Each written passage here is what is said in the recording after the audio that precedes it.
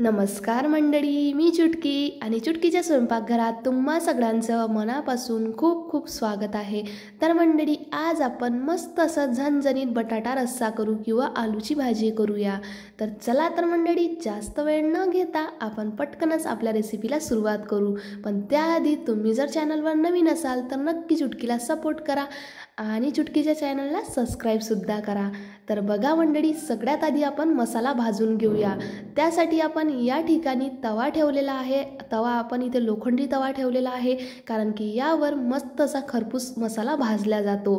त्यासाठी आपल्याला काळजी घ्यायची आहे की जेव्हा पण आपण मसाला भाजतो त्यावेळेस मस्त आपण लोखंडी तव्यावर भाजायचा। तर सोबतच आपण काय घेतलं, 1 चम्मच जिरं आणि 1 चम्मच धनिया, तर मस्त असे खरपूस कलर येईपर्यंत भाजून घेतलेला आहे। त्यानंतर आपल्याला या ठिकाणी खोबरं भाजायचं आहे।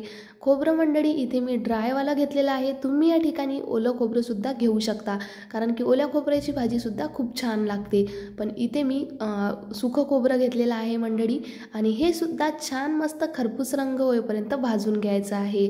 तर बघू शकता मंडळी, आपलं जे खोबरं आहे ते मस्त असं भाजलं गेलेलं आहे आणि छान दिसतसुद्धा आहे, आणि भाजीला खूप छान मस्त कलर येतो असं जर आपण खोबरं भाजून घेतलं तर। बघा मंडळी, खोबरंसुद्धा आपल्याला यावरून काढून घ्यायचं आहे। त्यानंतर आपण यावर कांदा टाकूया। तर कांदासुद्धा आपल्याला अशाच प्रकारे भाजून घ्यायचा आहे, पूर्ण असा लालसर किंवा काळं होईपर्यंत भाजायचा आहे, जेणे की आपला जो मसाला आहे तो आपल्याला जास्त शिजवायची गरज नाही तेलामध्ये, कारण की आपण या ठिकाणी मस्त असे लालसर होईपर्यंत मसाले भाजून घेत आहे। तर बघा मंडळी, तुम्हीसुद्धा अशाच प्रकारे भाजा। आपण गॅसवर डायरेक्ट भाजतो मंडळी मसाला, तर त्यांनी म्हणजे आपल्या शरीरासाठी गॅसवर भाजणं म्हणजे डायरेक्ट गॅसवर भाजणं छान नाही आहे। त्यामुळे ट्राय करा की तव्यावरच भाजा सगळे मसाले। तर बघा मंडळी, या ठिकाणी मी पटकनच मिक्सरच्या भांड्यात आपला मसाला टाकून घेत आहे, आणि त्यानंतर मी यामध्ये अजून काय साहित्य ॲड करत आहे ते सुद्धा तुम्हाला दाखवते। तर बघा मंडळी, आपल्याला अशा प्रकारे मस्त मसाला भाजून घ्यायचा आहे। सोबतच मी एक हिरवी मिरची घेतलेली आहे, आणि हिरवी मिरचीसुद्धा मी यामध्ये एक टाकत आहे। आपण लाल तिखट टाकणार, पण एक हिरवी मिरची मी या ठिकाणी टाकत आहे। सोबतच आल्याचा तुकडा घेतलेला आहे एक, आणि सोबतच 7 ते 8 लसणाच्या पाकळ्यासुद्धा घेतलेल्या आहे, आणि लसणाच्या पाकळ्या मी भाजलेल्या नाही आहे। आणि सोबतच थोडीशी कोथिंबीरसुद्धा टाकायची आहे, कारण की मस्त असा आपला मसाला तयार होतो आणि कलरसुद्धा खूप छान येते। तर बघा, मसाल्याची पेस्ट बनवण्यासाठी थोडंसं आपण पाणी टाकूया। तर बघा, मी इथे पाणीसुद्धा टाकून घेतलेलं आहे। आता आपल्याला काय करायचं आहे, पटकन मिक्सरवर याला एक खटका मारायचा आहे आणि पेस्ट तयार करायची आहे।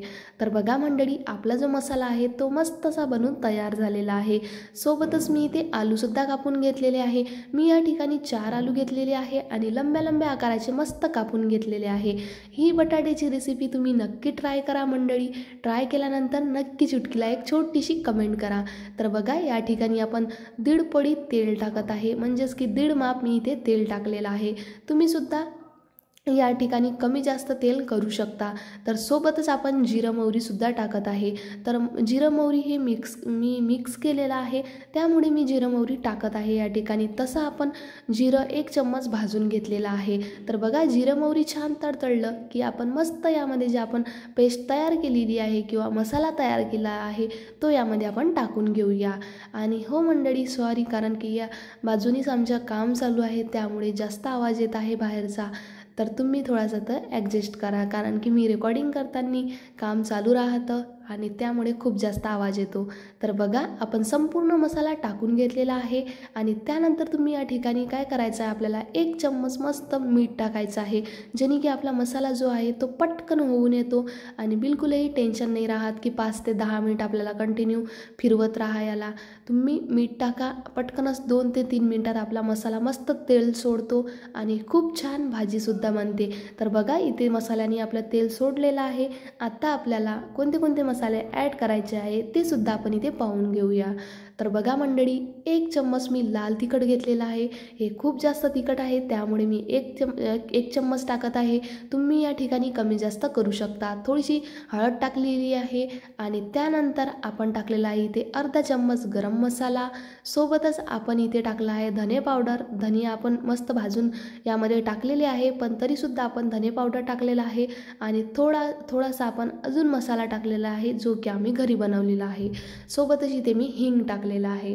तर बघू शकता मंडळी, आपण संपूर्ण मसाले यामध्ये टाकून घेतलेले आहे।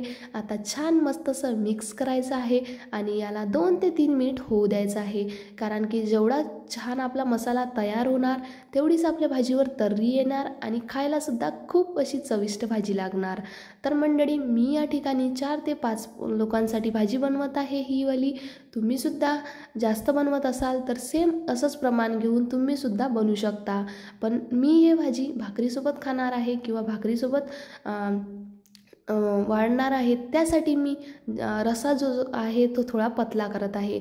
तर बघा मंडळी, या ठिकाणी मी थोडंसं पाणी टाकलेलं आहे। जे मिक्सरचं भांडं होतं त्यामध्येच थोडंसं पाणी टाकून मी या ठिकाणी टाकलेलं आहे। यालासुद्धा मी 2 ते 3 मिनटं छान होऊ देणार आणि त्यानंतर आपल्याला यामध्ये टाकायचे आहे आलू। तर बघा मंडळी, आपला जो मसाला आहे तो पूर्ण असा झालेला आहे आणि कलरसुद्धा चेंज झालेला आहे, म्हणजेच की आपले मसाले संपूर्ण मस्त झालेले आहे। तर बघा, इथे मी जे आलू घेतलेले होते ते सुद्धा इथे टाकून घेतलेले आहे आणि आता आपल्याला मस्त मिक्स करायचं आहे आणि थोडीशी कोथिंबीरसुद्धा टाकायची आहे, कारण की खूप छान मस्त अशी टेस्ट येते। तर बघा मंडळी, खानदेशी साईडनी अशाच प्रकारे भाजी बनवल्या जाते आणि मसालासुद्धा अशाच प्रकारे भाजला जातो।